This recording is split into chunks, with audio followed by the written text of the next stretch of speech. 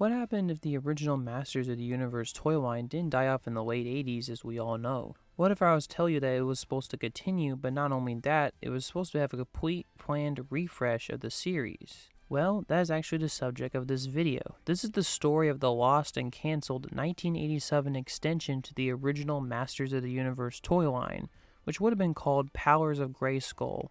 So let's jump into this lost and often forgotten about toy line.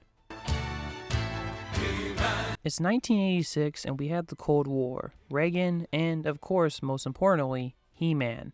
At this point, He-Man and the Masters of the Universe toy line was still a thriving toy line back in the 80s, released in 1982 and soon taking over the early 1980s action figure craze. This toy line legit took over the world. It was also helped by a Filmation animated series that helped flesh out the toy line and the world of characters, and kids loved it.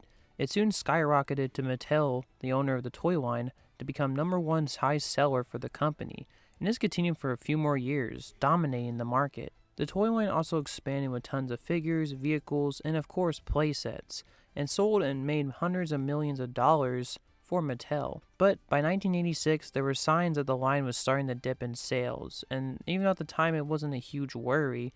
By 1987, sales dropped hugely.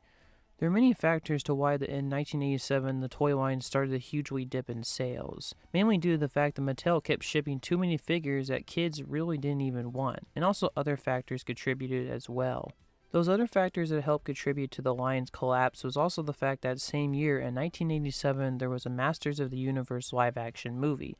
In theory, this would have helped the brand immensely, but the film bombed and got horrible reviews, really just signing the death knell for the whole brand, officially canceling the Masters of the Universe. And it seemed like many of these factors and others were the reasons why that this lost and mysterious 1987 refresh of the line was quickly canceled by Mattel. And while this line did get canceled, this is one of those rare instances that figures were already made and ready for release, and actually in some markets did ship with the Power of Grayskull toy line packaging. So let's get into this lost line and figure out what was released and what didn't release and was planned.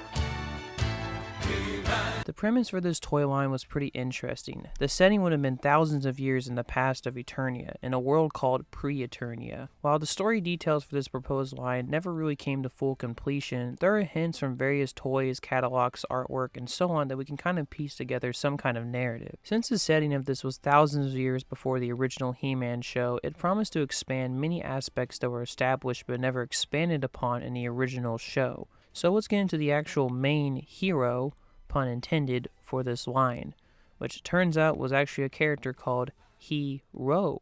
This character was originally a lonely man originally named Gray, who after getting a spell by his mentor, a man named Elder, he would then place his one hand over his heart, flexing the other into a muscle, and then uttering the incantation, "Magic and strength, tempered by heart. I stand for peace." And soon it would transform into the magical wizard and the main character for this line, He-Ro. This was essentially going to be the basic He-Man for this line, and he was featured in the 1987 Mattel catalog with some cool armor, a cool looking massive wand, and overall looks like a really cool and interesting character. The proposed villains for this line were going to be the Snake Men, who in the backstory of the Masters were actually the rulers of Pre-Eternia, but at some point were eventually defeated. King Hiss and others would have been the main villains of the line, and of course He-Man was going to be involved in the theme as well, since He-Man is obviously the central character of Masters of the Universe. Also, as a side note, Skeletor would have actually been involved in this premise as well, helping out King Hiss. There was some actual story and some context leading up to the events in the Power of Grayskull's lines in the last released mini-comic for the line of the Masters of the Universe, ironically called Powers of Grayskull, Part 1 of 3. The story basically involved He-Man getting time-traveled back to Pre-Eternia and meeting a shadowy figure at the very end of the comic, most likely being He-Ro, saying of the events of the Power of Grayskull's toy line. Sadly though, there was never a part 2 or 3 to this comic book to help set up and expand the world of Pre-Eternia and the Powers of Grayskull toy line, which is really just a huge shame. My heart just gushes when I think about all of the friggin' new abilities and things we would have gotten to see, like the new heroes, giants, the giant mysterious land filled with the huge gimmick of this toy line that would have been also brought in, dinosaurs. Finally though, let's get into what was actually released for this lost Powers of Grayskull toy line. So like mentioned, one of the things that was actually released as part of this line was one of the gimmicks for this line, which was dinosaurs and pre-Eternia. That actually included the concept of the main characters and villains using them in battle with augmentations made to them as well.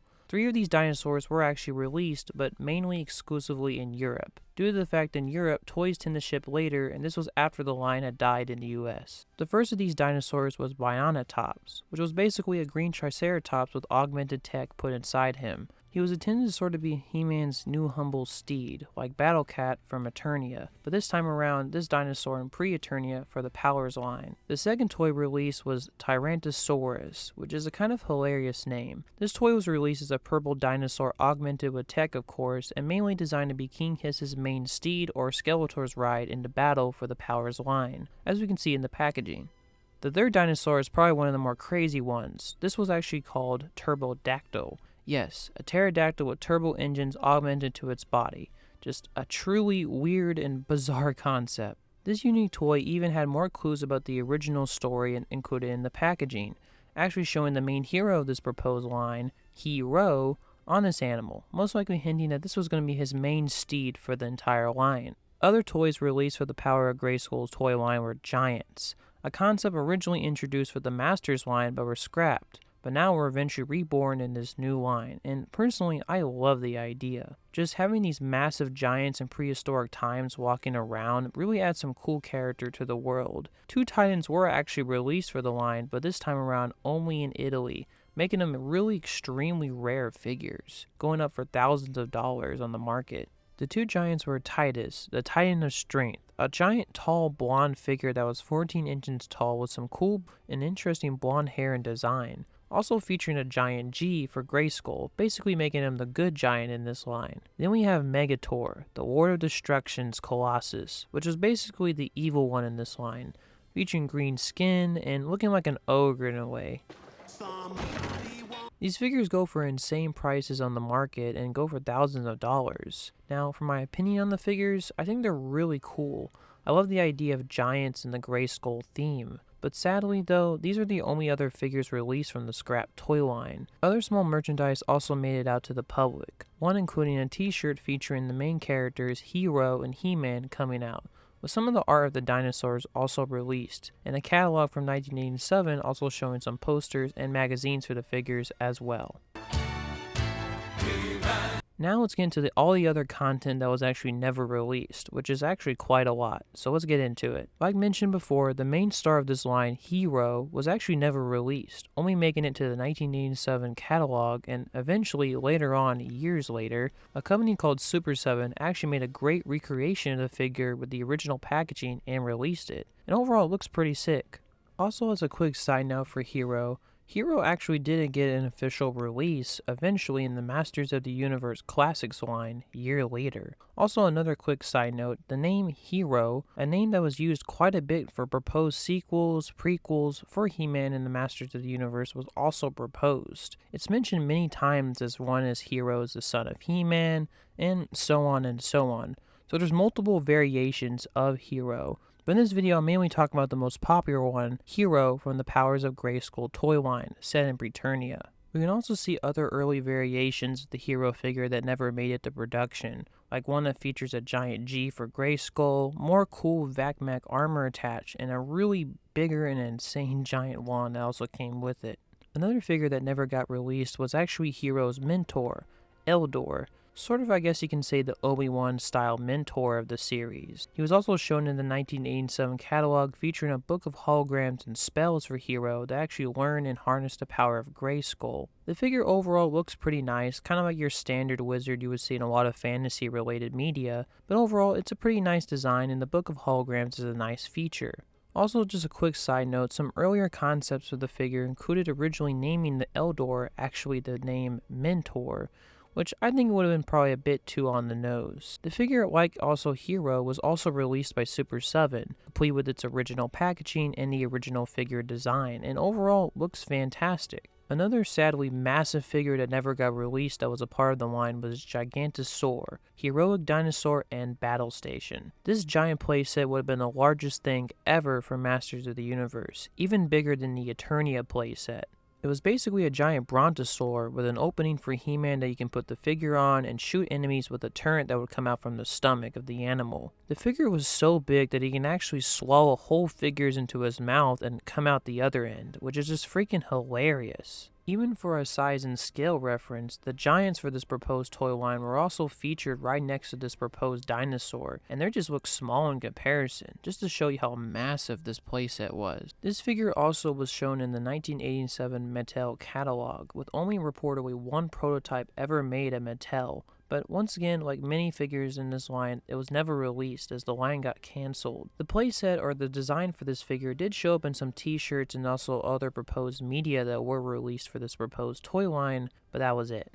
And the only prototype that was made for this toy was also sadly trashed reportedly, with really we're only having photos of it to this day. Another concept that was cancelled that's been featured in many fan-made art for the line was actually a female barbarian type of character. We don't actually have a figure or too much info for this character, but fans would actually call her Shariella in many fan circles for Masters. This figure seemed like it was part of the original line, but it eventually got scrapped. Though eventually in the Masters Classics line, the name was incorporated into the OG version of the Grayskull sorceress, the Green Goddess, which I guess sort of nicely ties in with the character and theme. Overall, that was all of the known things we know about this lost and cancelled theme, and who knows, maybe there'll be more that's discovered over the years. That was the lost and cancelled Masters of the Universe Powers of Grayskull toy line, a daring reinvention of the line in the time period where it needed it the most, featuring brand new and interesting characters, cool themes, and an interesting new world. Sadly though, as fast as it all came to be, it all was quickly cancelled, as the Masters line dipped drastically in sales in 1987, and also other multiple reasons as well. Regardless though, even though this line never actually came out, its influence is still being felt to this day, with many fans still wanting figures and stories from this, recreations from Super 7 being released, and even to this year, Mattel releasing some figures that actually are pretty similar to the theming of this cancelled line. And hey, who knows, maybe Mattel will actually bring back this theme full on later on. I personally love the ideas for this theme, and I think it would have been a great and fantastic continuation of the original line.